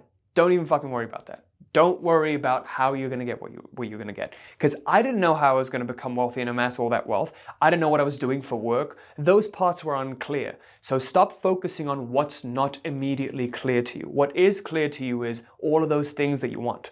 Allow yourself to be a kid in the playground and just daydream, okay? Visualizing the goal is almost akin to daydreaming. You're giving yourself permission to have anything that you want in the store without worrying about how much money is in your wallet. That's it, okay? You can have everything, you're simply placing the order. So now, in understanding that, what does visualizing the goal even do?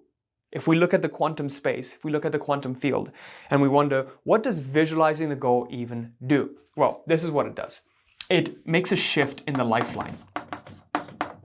Goal visualization causes a shift in lifelines. When your heart and mind are congruent, you have a shift in lifeline. So for example, if you look at this, and this is a chain of different possible realities, different sectors of realities that can be manifested. Let's say I was on this current trajectory of, going the 9-to-5 route, the corporate job route, something that I hated. I would feel burnt out eventually.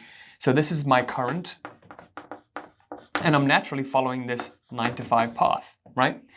Well, on this other path is maybe me not even having a job, being even worse off than that, right? No job. And maybe on this right-hand side is my ideal, which is becoming a millionaire entrepreneur. Well, when we visualize the goal, the more we visualize the goal, let's say this is my goal of becoming an entrepreneur, the more I cause a shift in lifelines. Okay, I'm moving from this current lifeline or life path to this life path. Okay, it's as simple as that. Once we have a shift in lifelines, there is a possibility for this goal to become manifest. When I'm shifting from my current, so my thought energy currently has been conditioned by my past, what I grew up with. My parents are immigrants. They always taught me the importance of working hard. I always believed I needed to work harder than the average person, the average Western person, because I wasn't as privileged, I was a minority and I would need to, push myself and assert myself. That's what I was taught. I need to work harder than everyone else to achieve the same level of success, right? Because I was taught that, my thought energy corresponds to, it attunes to that sector of reality. Whereas there are others who believe they don't need to work as hard, right? They've been taught you don't need to work as hard. It will come effortlessly if you just don't have resistance, if you do the right things. I didn't have that. I had massive action mentality. If you want something that you want in life, you have to fight for it. You have to battle. That was my upbringing. That was my identity. And so my thought energy naturally corresponded to that. I was just supposed to be grateful for having this 9-to-5 job, which again, incredibly grateful that I was able to get a full-time job, right? But it's not what I wanted. It's not what was meant for me. What was meant for me was that life of freedom, right? I value freedom over anything else, freedom over my time over anything else. And so I wanted to become an entrepreneur because that's what I felt would be the right way for me to achieve what I wanted. So I just visualized that. I visualized becoming some kind of entrepreneur and waking up in my mansion in LA and having all of those things that I wanted. And guess what? That's what started to happen. That's the lifeline I started to move towards. And then within 2 short years of visualizing this, I made my first $1 million, right? So in visualizing the goal, there are 3 main things you need to focus on. 3 main keys. Number 1, you want to visualize what it looks like after the goal has been achieved. So after achievement.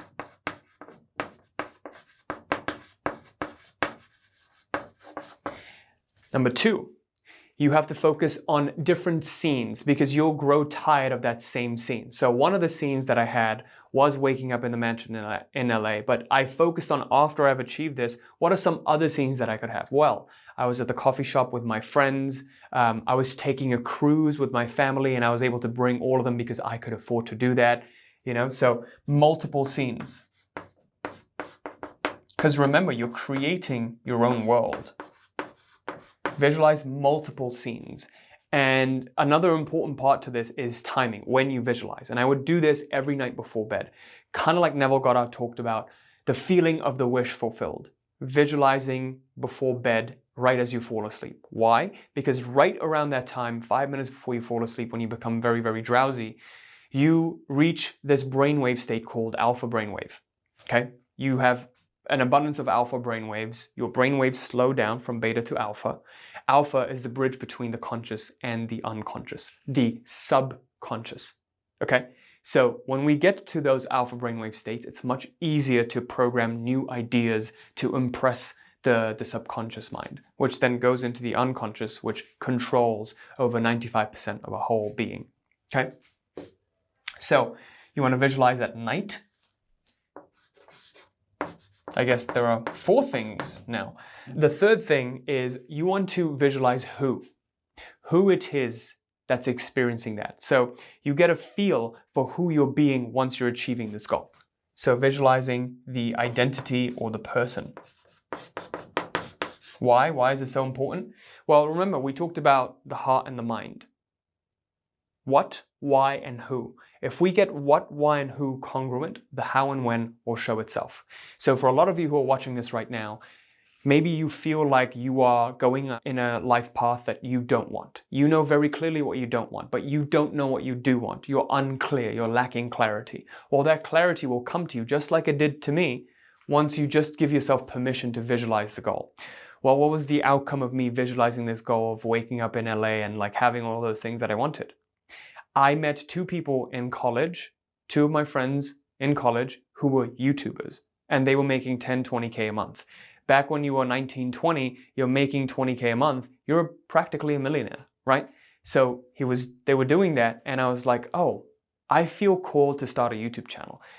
Mind you, I had no idea how to monetize that YouTube channel. So in 2018, you can even go back to, like, if you go to my channel and go to oldest, you'll see my oldest video. It's still there. I didn't delete it. Okay, you can see how the evolution happened. And this is kind of emotional talking about this. It was a completely different lifeline that I was in. But I just started the YouTube channel and I started to make videos and I started to share what I'm learning because I was super passionate about this stuff, and I still am, but I was like obsessed, completely obsessed with this, and I just wanted to share, right? And for all I knew, I would maybe monetize by selling merch, selling notebooks or whatever. Never in a million years did I think I could do coaching, right? I just didn't think it was possible. I didn't think it was for me. But then as I kept visualizing this, another synchronicity happened. Someone actually reached out to pay me for coaching. She was like, I'll pay you $300 for email coaching. I was like, wow, I didn't even know this was possible. Oh my God, coaching is right up my alley. I love coaching people. I love seeing transformations and results. This is for me. This is 100% for me. I've always loved teaching. I literally have a fucking chalkboard. Like, guys, I'm teaching with a chalkboard. Like, who the fuck does that? You know? So it was for me. This is my unique path in life. I wasn't trying to copy someone or be someone else. This is literally what I wanted to do. This is the path that I wanted to walk. So you have to find that out for yourself. And the only way you do that is by starting at the end. You begin at the end, and then you will reverse engineer and find the way to get there. Your subconscious mind will fill up those gaps, because what, why, and who makes the how and when manifest. Okay? So these are the 3 keys I want you to focus on. What does life look like after you've achieved the goal? Focus on multiple scenes at nighttime. Okay, one night you focus on one scene, another night you focus on another scene, and you focus on the thought-feeling combination, the heart and mind conjunction, and you focus on the identity, the version of yourself that you are being, the qualities that you're embodying in those visions. Okay, so now let's get to the next part, the true workhorse of goal achievement, which shows you how to move along the lifelines, and that is learning how to visualize the process. Before I get to that, I wanted to let you know that you can access our exclusive email list. All you need to do is go to realitycreator.com/list. And upon joining, you're going to get access to our 5 video series known as the Identity Shifting Bootcamp.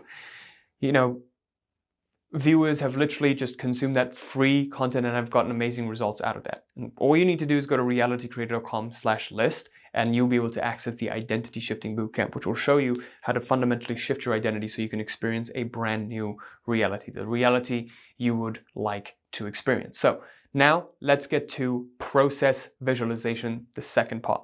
So now we're going to be talking about something that is very, very important, and most people don't even know this. Most gurus you see, they'll actually tell you not to focus on this, which I think is complete bullshit, because this is one of the fastest ways to create your reality, but people are just too afraid of it because they don't know how to correctly visualize the process. So in visualizing the process, this is quite contrary to what we talked about. So I'm going to say this with a disclaimer, and I'll explain what the disclaimer is. We're actually focusing on the how. Whew, scary. Don't focus on the how. Sit on your couch and visualize all day. No, we're focusing on the how. Why? And how are we focusing on the how? So remember we talked about shifting lifelines. So now you have a different end destination once a lifeline shift has occurred. Now we want to focus on speeding up the flow along this lifeline. So remember how I visualize the end goal. So for a lot of you who are unclear about the what that will get you there, you're not fully clear about, how you're going to achieve all of those things that you talked about. For example, I use this example of our client Tia. She was working 2 jobs, 80 hours a week. She just focused on what she wanted. She had $300K in student loan debt. She just focused on what she wanted. And guys, when you're in a situation like that, I just want you to think about how difficult it is to actually be conscious to change your reality. You're working 80 hours a week. You have a family. You have 2 kids. She had 2 kids. She has 2 kids. She has a husband. But she still changed her reality. She became a $40K a month business owner. She went from working 2 full-time jobs to starting her own business in speech pathology, $40K a month, and paying off $300K in student loan debt. And all of her assets are now worth $1 million combined. Right? And now she gets to spend more time with her family. How does a shift like that happen? Well, when you ignore your current circumstances, when you stop focusing so much on the reflection and focus more on the vision. Stop focusing on the current reflection, focus on the image that you want to present in the mirror of what you want to create. But how does this happen? She focused on the end goal until God, the universe, presented her with an opportunity. Okay? God presented her with an opportunity to quit one of the jobs. She had an intuitive insight to quit one of the jobs. And as soon as she did, the second job, the one that she was working, she got a raise there, okay? And so when she got a raise, she was able to cut down her hours and eventually, quit that to starting her own business. So when you focus on the goal, God will give you insights into the process that will lead you there. You're going to start seeing synchronicities. You're going to start getting a calling. Just like for me, I got the insight to start a YouTube channel. And what did I do when I got that insight? I visualized the process of becoming a good video maker. I visualized making great videos every time I made videos. And I still do this even to this day. Before I take any kind of action, I visualize doing that action successfully. If I'm starting a marketing campaign, I visualize succeeding at that marketing campaign. I visualize succeeding in what I'm doing, okay? So that's the part where sports psychologists talk about, when you're shooting your free throws, visualize shooting it correctly and making and having that swish and, hearing it go in the bucket. That's what they're talking about. That's what we're doing here. You're visualizing the actions itself. And guess what? When you keep visualizing the process, you keep visualizing becoming a great leader, you visualize becoming a great salesperson, a great marketer, what happens? All of those visualizations get connected to the final goal. We're paving the pathway towards achieving that final goal. Okay? So visualizing the process is simply focusing on what you do know now. We're not searching for what we don't know. We're just focusing on what we do know. So if you're focusing on the goal and you have an intuitive insight to maybe I want to start a blog, well, now you visualize having a successful blog. You visualize having a successful Instagram, or you visualize having a successful, whatever it is that you're doing. It's an action-oriented focus, okay? So focus on the goal is static, focus on the process is dynamic. Because we are becoming artists, we are visualizing that our art is doing well. Kind of like a mother, when she brings up her infant, she visualizes, she focuses on how the infant is getting better and better every single day. It's getting stronger and stronger every single day. He's starting to take steps, he's starting to speak. She's actually subconsciously focusing on all of these, even though she might not be visualizing it, okay? So, for me, I started doing this with my video making, becoming a great video maker, producing prolific content that actually changes lives, and I'm visualizing all the comments coming in of how many lives it has changed, right? So I need you to focus on that. That's what you got to do. Don't worry about what you don't know. Focus on what you do know, and you will get more feedback on what you do know and what you do want, okay? Most people focus on what they don't want and what they don't have. You need to focus on what you do want and what you do have. Because when you're more grateful for what you have and you focus on what you want, you'll create more of those positive outcomes. Okay? So, the key here is stop worrying about unknowns and focus on knowns. Why?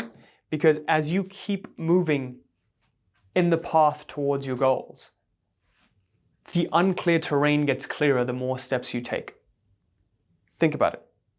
If I keep doing uncomfortable things every day, I'm actually expanding my zone of comfort. If I keep doing things that I've always been doing, I'm going to stay stuck in my comfort zone.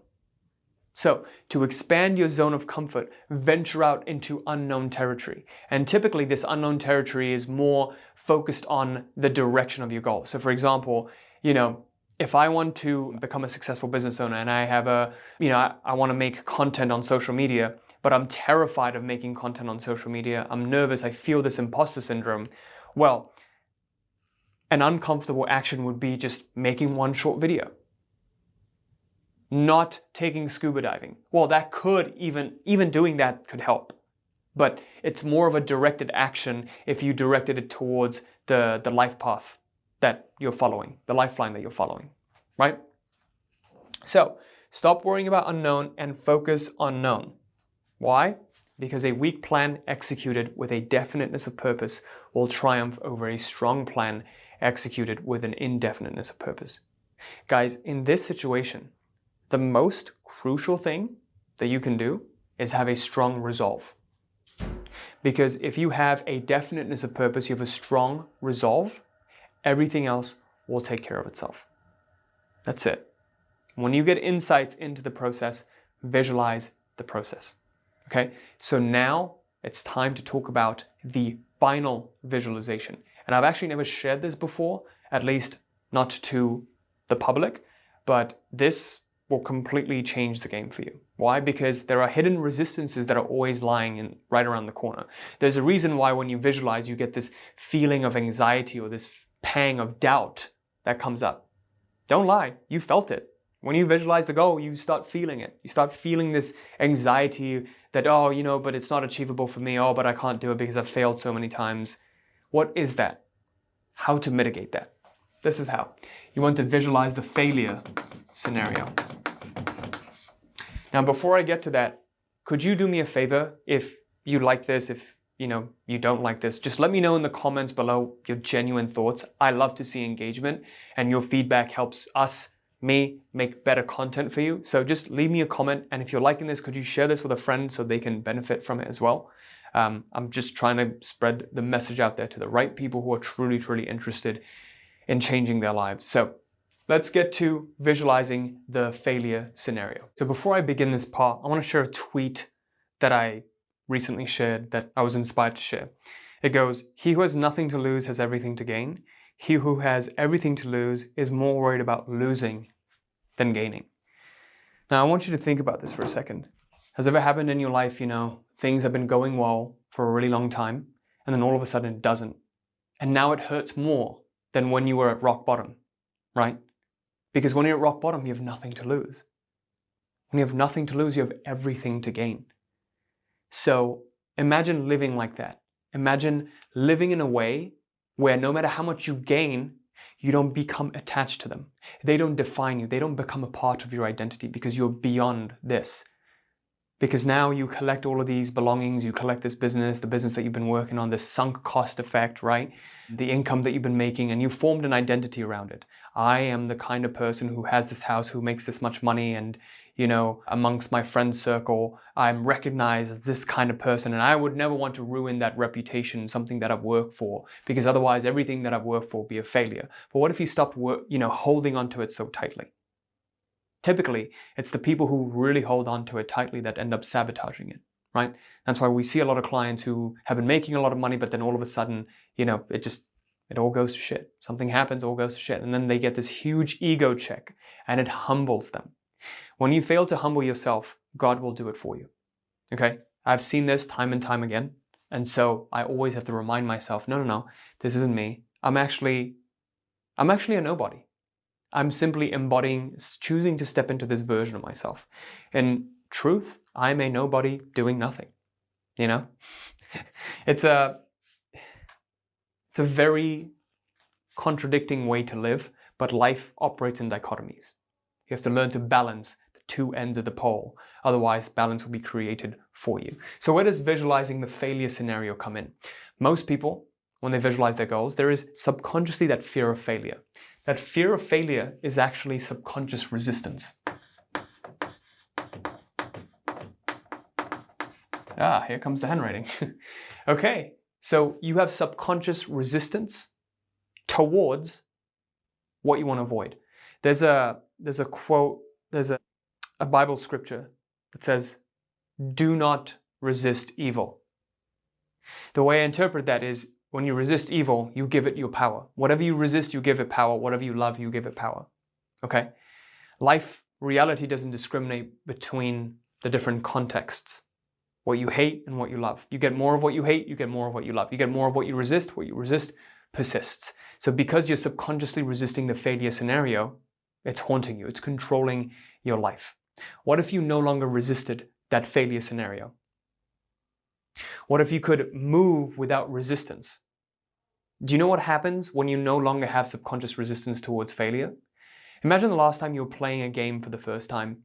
You were a kid, you're playing this game, you're just learning, and you're just having fun. There is no expectation. There is no ego built up. You're simply freewheeling. You are just being free, you're just having fun, you're just enjoying. And guess what happens? You start winning. And then when you start winning, you start to become identified as a winner, and you must win. Whenever we must do something, that's when we create all of these resistances. Okay? So I want to give you the example of someone, business owner, let's say, who has been overworking for the last decade or so. They've been stuck in this business that they've worked so hard to build, and they've been working 60 to 80-hour weeks. They're afraid to hire and delegate certain responsibilities because they're afraid of letting loose their grip, because they are subconsciously afraid of everything falling apart if they were to let go. So what's the fear here? Everything falls apart. Everything falls apart. That is the subconscious resistance. There is a resistance to that. So that is the failure scenario. That is the failure scenario that is being resisted. So now what needs to happen for that business owner to overcome this, and I'm going to share a story of myself that I went through this 4 years ago. When you resist the failure scenario, not only does it run your life from the background, it takes your intention energy. You don't have intention energy available to channel towards what you want to move towards. Because a big part of your intention energy is getting drained into resisting failure. Okay, don't fail. Kind of like a man walking on a tightrope for the first time on a very high precipice. When the man walks that tightrope, they've never walked it before, they're afraid. Most of their energy is being directed to resisting failure. Don't fall, don't fall. Instead of go to the other side, right? Now, if we put a safety net under or put the man on like ground level, well, there is no longer fear because there is no plunging to my own death. So now the man has more intention energy available to just direct towards moving to the other side. So he appears less wobbly. He just puts one foot in front of the other and goes towards the goal.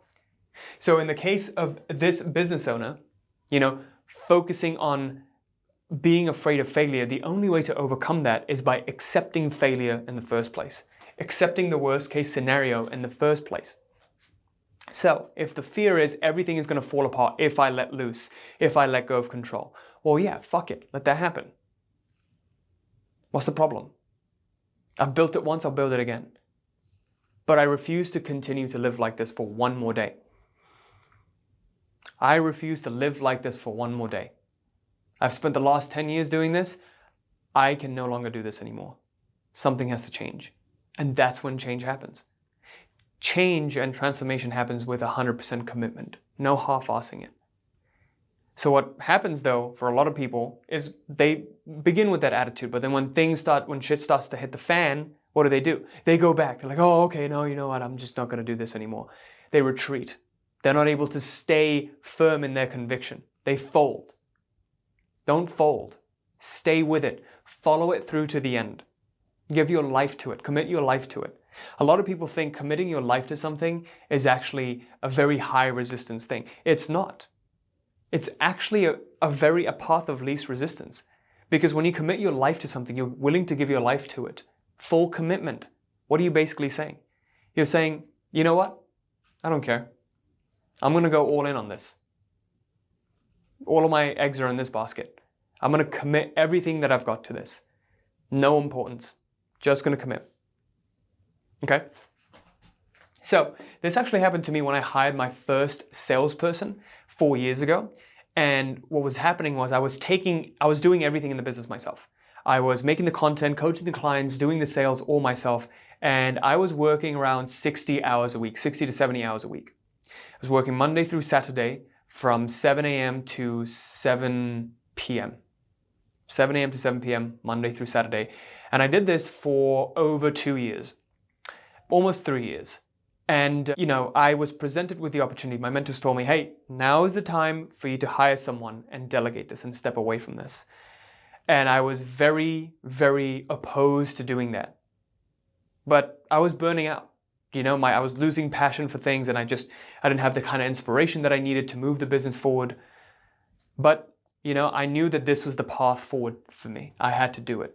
But my biggest fear was they will misrepresent my company and my brand. They won't be able to sell like me, so I will be sacrificing revenue. What if they do something really bad and then, I get in trouble, right? I get sued or something. They say something really bad. They misrepresented my company. Tons of fears, tons of scarcity mindset. But I had to visualize the failure scenario and become okay with it. So I actually visualized failing. I visualized all of those fears coming to life. And then I visualized life going on despite that. I visualized that this is the cost of doing business. I was becoming a successful entrepreneur. And every single successful entrepreneur does what? They take risk. You can't live a life of comfort and just expect whatever you want to become manifest. You have to be the man in the arena, like Brene Brown says. You have to put yourself out there. You have to put yourself in vulnerable situations. You have to take the leap of faith. Most people are afraid to take the leap of faith. They're afraid. They're afraid of the middle. That's why they can't get to the end. They're afraid of the chaos in the middle. But what lies on the other side is Shangri-La. All of the things that they wanted, right? So, what are the keys to actually using this to release that subconscious resistance? Step number 1 is you want to focus on the goal and then flip it. Flip, goal. So the goal that we talked about, that you're visualizing, what if it didn't happen? For me, I looked at the job that I wanted to quit, right? And I wanted to start my own business. Well, what's the worst case scenario? I stay stuck in this job. The worst case scenario is I stay stuck in this job for the rest of my life. I visualize that. You visualize that and you visualize life going on. Life will just go on regardless. And once you visualize it, you feel those strong feelings, you start to realize, oh, it's actually not so bad. Okay, worst case scenario, I will have to do this job. And so even when I started my business, it wasn't doing well at the start. I actually had the worst month of my life when I had to have the best month of my life. I had to prove to my parents that I could, make it with this job. So in May 2019, exactly 6 years ago, I had the worst month of my business career. I made absolutely zero. Made nothing that month. Okay? And so that month, I broke down into tears at the end of the month. I was like, oh, this is it. This is the worst case scenario coming to life. And it came to life. And I was like, oh, that's it. Life goes on. The next month, I had my first $8,000 month. The following month, I had my first $12,000 month. And then in August, I had my first $23K month. So the next part to this is you want to visualize life going on. Life continuing. Or getting into acceptance of the worst case scenario. Now, a lot of you will be asking, oh, isn't that creating, if I'm visualizing the worst case scenario, wouldn't it come to life? If you focus on it too much, yes. So I'm going to show you a mitigation to that. But one thing is for sure, you can't let the worst case scenario run your life, okay? The more you resist it, the more you make it a reality, the more you're living it. The irony is a lot of people live in fear about the worst case scenario. They're like, oh, what if I don't grow my business and I don't succeed? Well, you're not succeeding right now, motherfucker. You're not succeeding right now. The more you keep that dialogue going, you're not succeeding. So what's the point? Why not just accept that this is the worst case scenario? I have nothing to lose. I have everything to gain. From this situation, I have everything to gain. So within you, always feel like you have nothing to lose. Always feel like I am at rock bottom. This is rock bottom. I came here with nothing and I will leave with nothing. Everything else is an adventure. Everything in the middle is an adventure. So the final part to this is to reframe. Go back to, once you've done this exercise of visualizing the failure scenario. And by the way, only do this exercise when you find throughout the day that you're getting anxiety, you're getting feelings of fear. Ask yourself, what is it that I'm resisting? What is being resisted in this moment? And visualize that. Visualize the worst case scenario. Okay? And so, the final part to this is reframe. Reframe, and now you want to focus on what is wanted instead. So every session that we do, that we visualize the failure scenario, we reframe it to focusing on what is wanted instead. Okay? Focus on failure, visualize success. Focus on failure, visualize success. We want to at least 50-50 it, if not, twice as much of the time that you're spending on visualizing the failure scenario, you focus on success. Why? Because again, 50% or more of the time, we want to focus on what we want to move towards. And that's why all of these sessions of shadow work, of surrendering, need to be backed up with what is wanted instead, with lighter, happier feelings. Okay? This is absolutely crucial. All right, cool. I hope you enjoyed that. I hope this was helpful. I want you to remember something very crucial. The only way you're going to succeed with any of this is through consistent application. And the only way to make a transformation stick is to actually follow through with it for 40 days. So now for those of you who are really, really serious and you actually want to implement this, if you'd like to work closer together with me in my private one-to-one mentorship, all you need to do is click on the link in the description to apply, or go to realitycreator.com/apply. I work with entrepreneurs who are stuck at a certain income level and they can't scale no matter what strategy they try.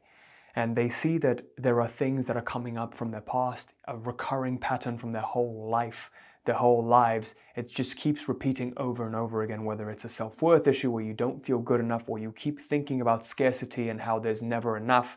And you see this cycle of a roller coaster happening where you make income, but then you give it away, and these boom and bust cycles happen. If this sounds like you and you find that no matter how hard you try, it's not a trying issue, it's not a doing issue, you just keep sabotaging yourself, then click below, the description below, to schedule a free one-to-one consultation call with me, and let's see if we can help.